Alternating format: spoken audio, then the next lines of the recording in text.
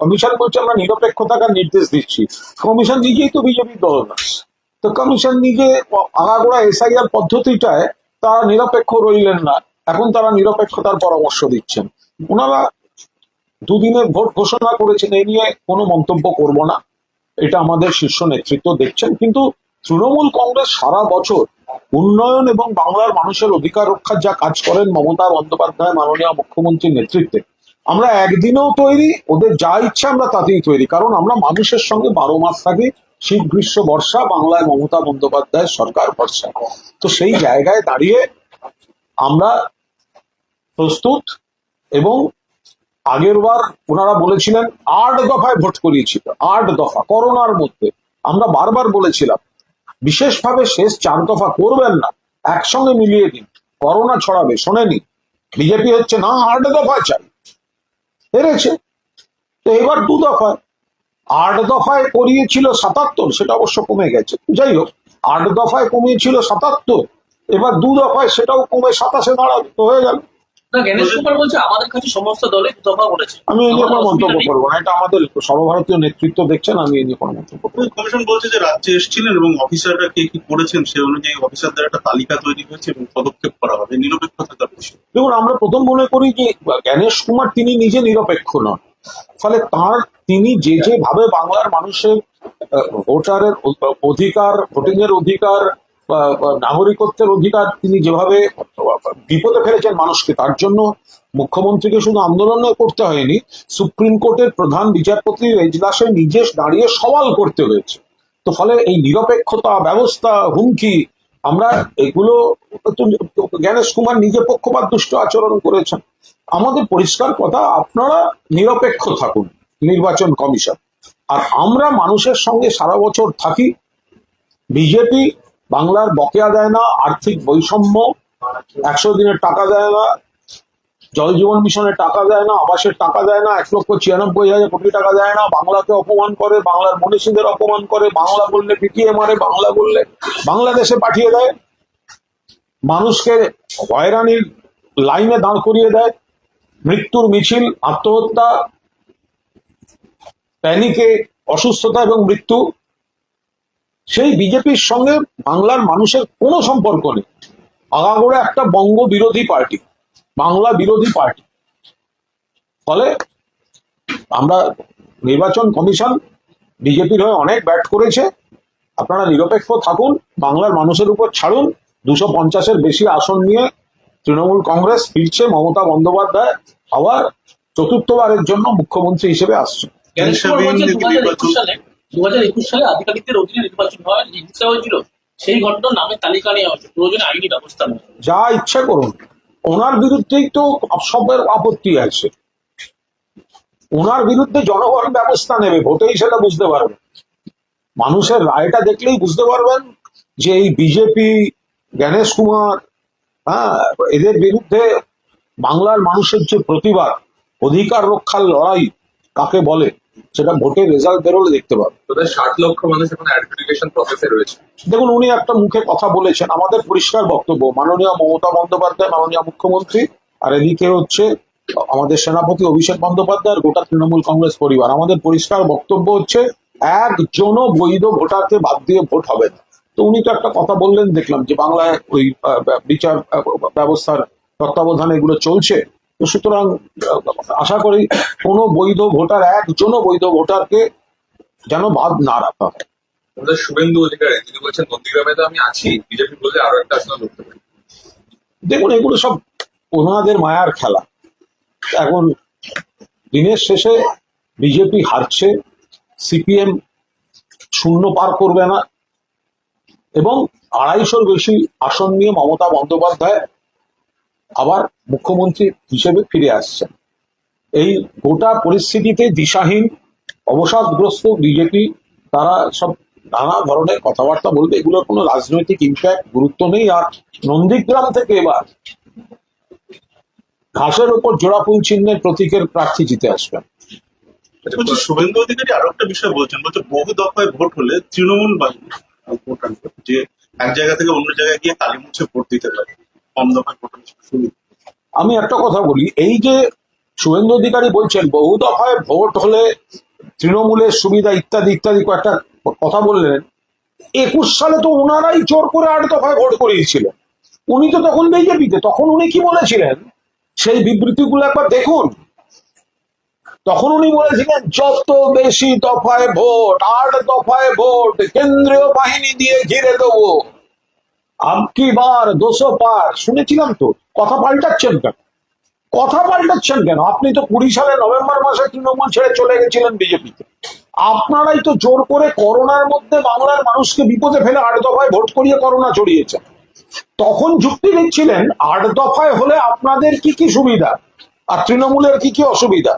গোহারা হারার পর এখন আবার উল্টো যুক্তি দিতে এসেছে। এই ফলে সম্পূর্ণ দ্বিচারিতা, গিরগিটির রাজনীতি হচ্ছে। বিরোধীরা এই দু দফায় চাইছে, বহু দফায় না আছে, কি বিরোধীরা কিছুই চাইছে না। নাচতে না জানলে উঠোন বাঁকা, একটা বাঁকা উঠোন খুঁজে বেড়াচ্ছে। ওরা ওরা আপনি যাই দেবেন তাতেই ওদের এই আসল কথা, বেসিক কথা, বাংলার মানুষের সঙ্গে আত্মিক সম্পর্ক, সেইটা বিরোধীদের নেই। শীত গ্রীষ্ম বর্ষা মমতা ব্যানার্জি ভরসা, শীত গ্রীষ্ম বর্ষা তৃণমূল কংগ্রেসের সরকার ভরসা। মানুষের জীবনে সুখে দুঃখে তৃণমূল কংগ্রেস পাশে থাকে। এবার এই যে ফর্ম ফিল আপ, এই যে লাইন হয়রানি, বাড়িতে মানুষেরা ফর্ম ফিল আপ করতে হবে, এটা কোথায় পাবো? তৃণমূল কংগ্রেস কর্মীদেরই সবাই পেয়েছেন। ডাকলে পেয়েছেন, পাড়ায় পেয়েছেন, ক্যাম্পে পেয়েছেন, লাইনে দাঁড়ালে একটু জল একটু বিস্কুট নিয়ে তৃণমূল কংগ্রেস কর্মীদের পেয়েছেন। আর কাকে পেয়েছেন? মুখ্যমন্ত্রী ঘোষণা করেছেন ইমাম মুয়াজ্জেম পুরোহিতদের জন্য বৃদ্ধি এবং বিয়ের কথাটা। শুভেন্দু অধিকারী বলছেন এটা একটা জোক। আজব কথা। একটা অফিস একটু ঘোষণা তো ওদের এত লাগছে কেন? মাননীয় মুখ্যমন্ত্রী মমতা বন্দ্যোপাধ্যায় দুটি ঘোষণা করেছেন, একটি ইয়েদের আর ওদিকে যারা মানে পূজারি, ইমাম মুয়াজ্জেম তাদের, অন্যদিকে হচ্ছে সরকারি কর্মচারী বা পেনশনভোগী বা যারা আছেন। তো ওদের এত লাগছে কেন? ওদের তো খুশি হওয়া উচিত। তো তাহলে ওদের এত ব্যথা হচ্ছে কেন? তো দেবেন, কিন্তু বুঝতে হবে তারপরে দেওয়াটা ভেবেই রেখেছিলেন, আজকে উনি ঘোষণা করেছেন। কেন্দ্রীয় সরকারের এত টাকা বাকি, বাংলাকে তার বকেয়া দেয় না কেন্দ্রীয় সরকার। 1,96,000 কোটি টাকা ছাড়িয়ে গেছে। 100 দিনের টাকা দেয়, জল জীবন মিশনের টাকা দেয়, আবাসের টাকা দেয়। মমতা বন্দ্যোপাধ্যায় সামাজিক সুরক্ষায় গরিব মানুষ, সাধারণ মানুষকে সুরক্ষিত রেখে তারপর তার সাধ্যমতো যতটা পেরেছেন তিনি দিয়েছেন। তাতে ওদের এত অসুবিধাটা কোথায় হচ্ছে?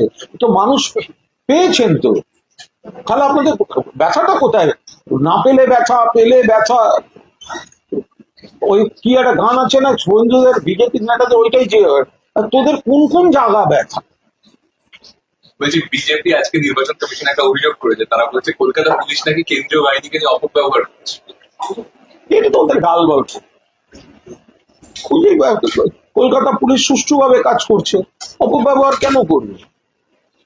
কেন্দ্রীয় বাহিনীকে ব্যবহার করা দরকারই বা পড়লো কোথায়? ব্যবহারের দরকারই পড়লো না তো অপব্যবহার। যারা অভিযোগ করছে তাদের চারপাশেই দেহরক্ষী হিসেবে এতগুলো কেন্দ্রীয় বাহিনী বলে অপব্যবহার তো ওইখানে হয়ে যাচ্ছে। কলকাতা পুলিশের কি অপব্যবহার করবে? বলছি কিছুক্ষণ আগে বিজেপি অভিযোগ করেছে যে শশী পাঁজার উপরে যে হামলা, আগের একটা ছবি সাজানো, শশী পাঁজার উপর হামলা, তাতে বিজেপি ভয়ঙ্কর ভাবে মুখোশ খুলে গেছে, প্যাঁচে পড়েছে। মহিলা মন্ত্রী এবং অজিত পাঁজার বাড়ি, যারা হামলা করেছে ওই অসভ্যগুলো জানে না 250 নম্বর চিত্তরঞ্জন অ্যাভিনিউ এর রাজনৈতিক তাৎপর্যটা। বাংলার সঙ্গে যোগাযোগ থাকলে, বাংলার রাজনীতির সঙ্গে যোগাযোগ থাকলে, কলকাতার সঙ্গে যোগাযোগ থাকলে সবাই সেটা বুঝতো। উত্তর কলকাতার একটা জায়গা 250 নম্বর, অজিত কুমার পাঁজার বাড়ি, ডক্টর রঞ্জিত পাঁজার স্মৃতি বিজড়িত, ডক্টর শশী পাঁজা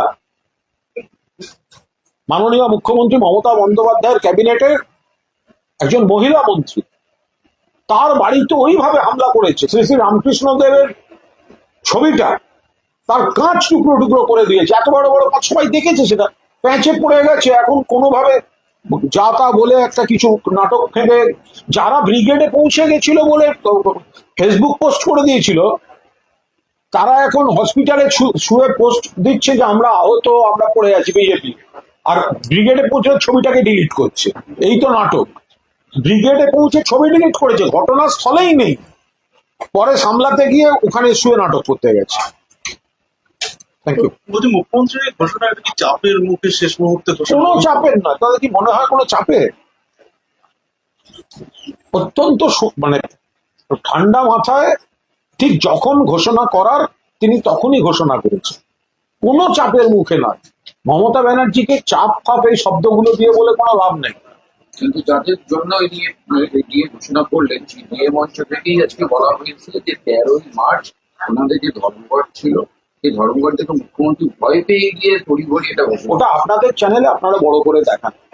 যারা সেদিনকে সরকারি অফিসগুলোতে গেছেন, রাস্তা দিয়ে চলাফেরা করেছেন, তারা জানেন ধর্মঘটের কোথাও কোনো প্রভাব পড়েনি। ফলে ধর্মঘট, চাপ, এইসব কথাগুলো বলে কোনো লাভ নেই। এই যারা বলছেন যে কথাগুলো বলছেন, তাদের নাকি অমুক, তাদের আন্দোলন, তাদের ওই নির্লজ্জদেরকে বলুন যে বাংলাকে যখন কেন্দ্রীয় সরকার টাকা দেয় না, তখন তো একবারও মুখ থেকে বেরোলো না যে কেন্দ্রীয় সরকার বাংলার বকেয়া টাকাটা দিয়ে দাও, তাহলে মুখ্যমন্ত্রীর হয়তো আমাদের দিতে সুবিধা হবে। সেটা তো বলেনি। বিজেপির দালালি করে গেছে সব সিপিএম এর, এগুলো সব বিজেপির বি টিম আর বিজেপি, এরা এখন মুখ্যমন্ত্রী দিয়েছেন, তাতেও দুঃখ। আরে মানুষ খুশি হচ্ছেন, কেন্দ্র থেকে টাকা বন্ধ করে রেখেছি, মানুষের ক্ষোভ নিয়ে রাজনীতি করতে চাইছি, কিন্তু এই মুখ্যমন্ত্রী তো তারপরেও আমাদের কোনো চক্রান্তকে সফল হতে দিচ্ছেন না। কেন্দ্রের টাকা বন্ধ, তার মধ্যেও উনি আবার সাধ্যমতো দিচ্ছেন। সেই জন্য গায়ে এখন ওদের বান্নল লাগাতে হচ্ছে, গা জ্বলছে। ওরা মানুষকে পাইয়ে দেওয়ার জন্য আন্দোলন করছে না, ওরা না পাওয়ার ক্ষোভ নিয়ে সরকার বিরোধী আন্দোলন করছে। কোন কোন জায়গাটা